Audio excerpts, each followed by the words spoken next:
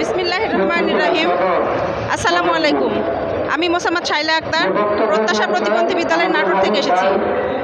আমরা এসেছি আজকে 19তম দিনে এখানে অবস্থান কর্মসূচি করছি আমাদের বেতনের দাবিতে। আমাদের আজকে 17 বছর থেকে বৈষম্যের শিকার আমরা, কিন্তু আমরা এখন আশা করছিলাম বর্তমান এই স্বাধীন বাংলায় আমরা আমাদের অধিকারটা পাবো, কিন্তু আমরা এখানে এসে বৈষম্যের শিকার হচ্ছি। গতকালকে আমাদের শিক্ষকদের উপরে যে হামলাটা হয়েছে এটার আমি তীব্র প্রতিবাদ জানাচ্ছি, কারণ গতকালকে যেটা হয়েছে এটা পুলিশ প্রশাসন একদমই ঠিক করে নাই। আমরা শিক্ষক, মানুষ গড়ার কারিগর, কেন আমাদের উপরে হামলা? আমরা কখনো এটা আশা করিনি। আমাদের তো ন্যায্য দাবি ছিল, আমরা গেছিলাম একটা স্মারকলিপি জমা দিতে প্রধান উপদেষ্টার কাছে, কিন্তু কেন আমাদের উপরে এই হামলা হলো? এই হামলার আমরা বিচার চাই। কেন পুলিশ প্রশাসন এটা করলো?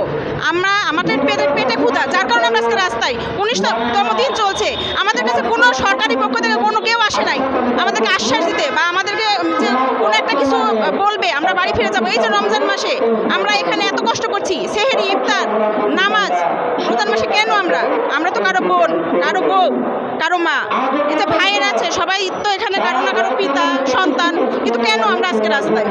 শিক্ষক কেন রাস্তায় থাকবে? এটা কি শিক্ষকের অধিকার রাস্তায় থাকা? কেন প্রশাসনের চোখে এটা পড়ে না? আর তারপরে প্রশাসন কেন আমাদের উপরে হামলা করলো? আমি এর তীব্র নিন্দা জানাচ্ছি, যেটা কখনো আমরা আশা করি নাই। শিক্ষক পিতামাতার পরে শিক্ষকের স্থান। শিক্ষক যেখানে দেশ ও জাতি তৈরি করে। এই যে পুলিশ প্রশাসন যে হামলাটা করলো, ওরাও তো আমাদের মতো শিক্ষকের কাছ থেকেই শিক্ষা অর্জন করেছে, হাতে খড়ি তো আমাদের কাছ থেকেই, কিন্তু তাদের কি একটু জ্ঞান হয় নাই যে আমরা কেন শিক্ষকের উপরে হামলাটা করলাম?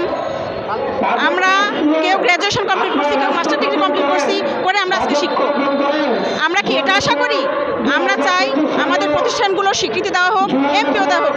আমরা রাস্তায় মানুষকে বলতে পারি না আমরা শিক্ষক, আমাদের কোনো মূল্য নাই, কিন্তু কেন? আমরা আমাদের এই মূল্য চাই, অধিকার চাই। তো আমার প্রশাসনের কাছে দাবি, এর যে গতকালে যে বিষয়টা হয়েছে এটার একটা বিচার করবে এবং আমাদের অধিকারের জন্য আমরা আসছি, আমাদের অধিকারটা ফিরিয়ে দিবে। আমরা যেন সবাই সসম্মানে খুশি মতো আমরা বাসায় ফিরতে পারি, এটা আমার জোর দাবি। ধন্যবাদ।